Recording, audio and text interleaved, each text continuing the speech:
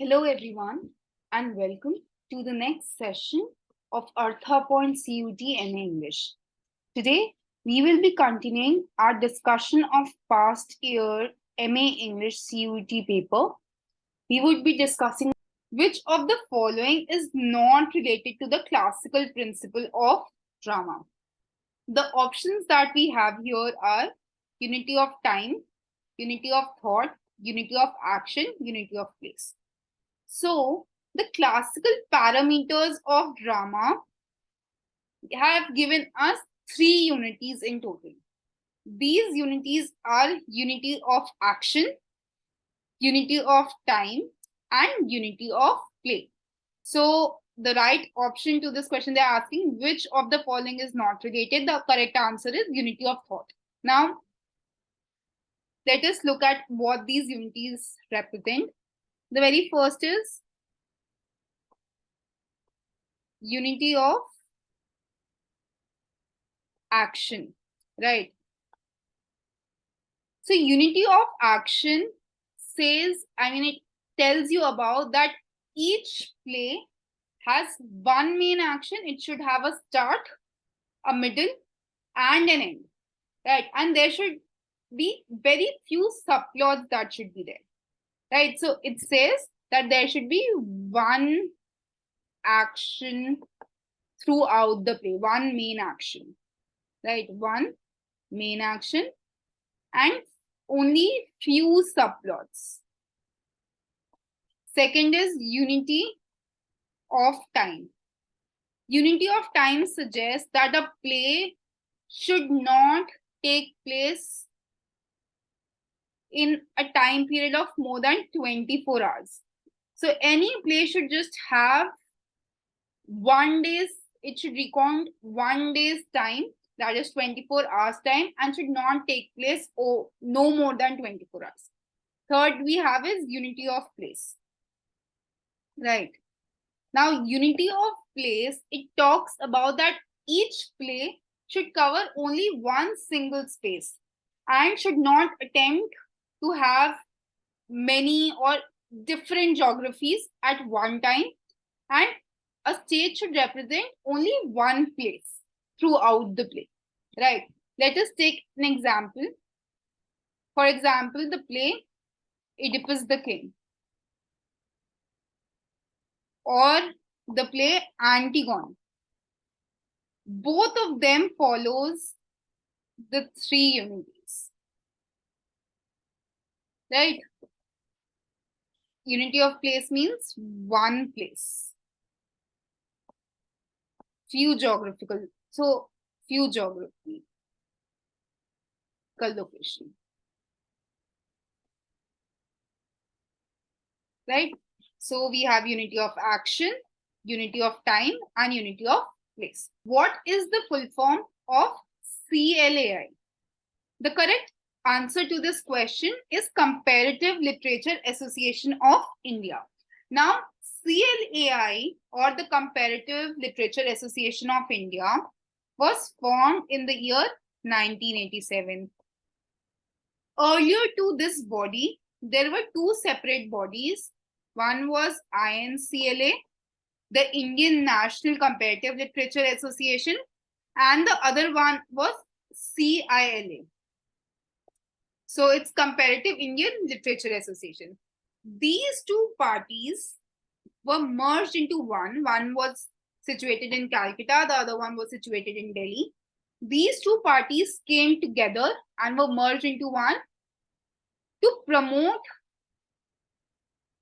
holistic study in literature.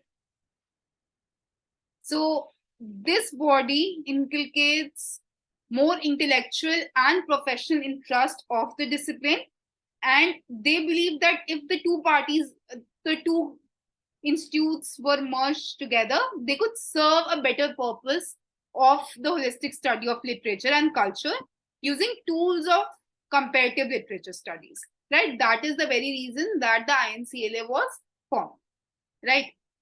Sorry, the CLAI was formed. Let us move. A poem without any particular meter or metrical pattern is known as. So the options that we have here are blank verse, elegy, ode, and free verse. So for those who know about meters, rhythms, would know that a poem that has no particular metrical pattern is called a free verse, right? As compared to, we would discuss free verse and we would discuss blank verse today, right? So what is a free verse? So a free verse was a name given to any poetry that does not use any meter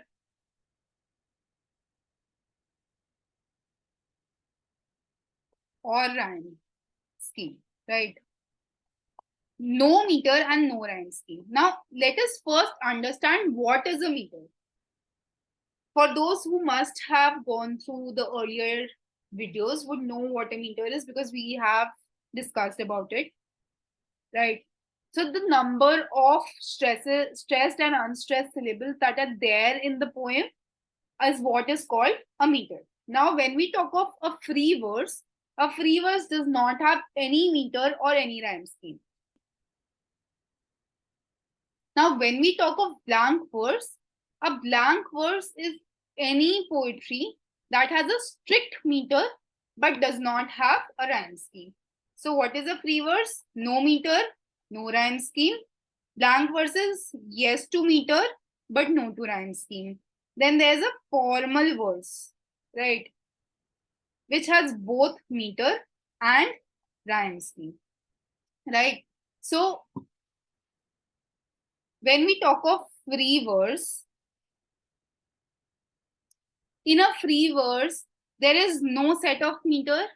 They can have any number of lines or any n number of length.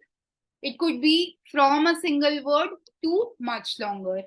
Now, who was the person who gave free verse to us? So, free verse was given to us by Walt Whitman. So, another important thing for you to learn is the fact that Walt Whitman is also known as the father of free verse. He was the one that introduced us to free verse, and in today's date, most of the poems are written in free verse. Right? He was. The next question that we have here is, who among the following is chiefly associated with the poetic form dramatic monologue? So when we talk of dramatic monologue, the very first name that should come to your mind is Robert Browning, right? So Robert Browning was the person who in the Victorian period introduced us to the concept of dramatic monologue, and one of the finest dramas that he has that we have in the form of dramatic monologue is My Last Duchess, right? My Last Duchess is one of the finest example of dramatic monologue. Now, what is a dramatic monologue? A dramatic monologue has few things that you need to understand. Number one is that it has a fictional speaker, right? Second is it has an implied audience. The third feature of dramatic monologue is that it emphasizes on speakers'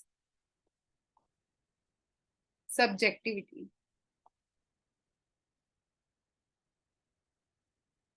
The fourth is that it provides snapshots of the speaker and their personality.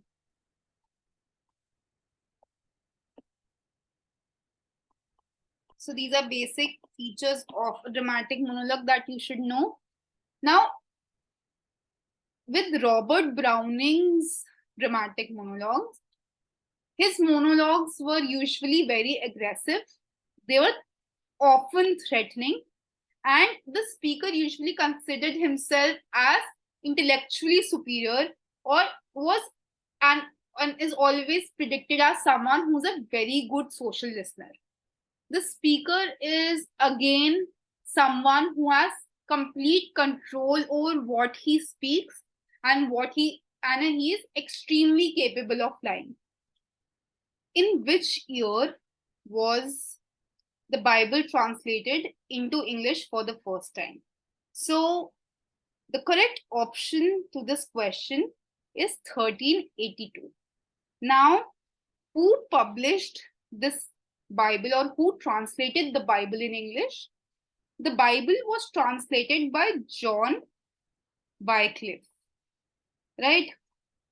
So John Wycliffe believed that the scriptures should be available in English for the public.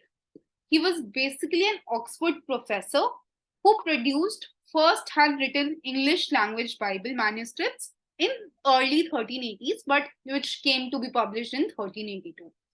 Now, the very important fact to know about his Bible is that the Pope was so infuriated by his English translation that even after 44 years of his death, the Pope ordered for his bones to be dug out, crushed, and scattered in the river. So that was what was the end of John Wycliffe. But for the question, you must remember that John Wycliffe was the very first professor to produce or to translate Bible in English. And I would be back with more questions. Till then, I would request you all to go through the topics that we have discussed today, and you can ask any questions that you have in the comment section below. And if there's anything that is not clear, or if you want me to elaborate, you can write down in the comment section. Till then, take care. And for solved answer key, you can contact us at 83686 63950. Thank you. Take care.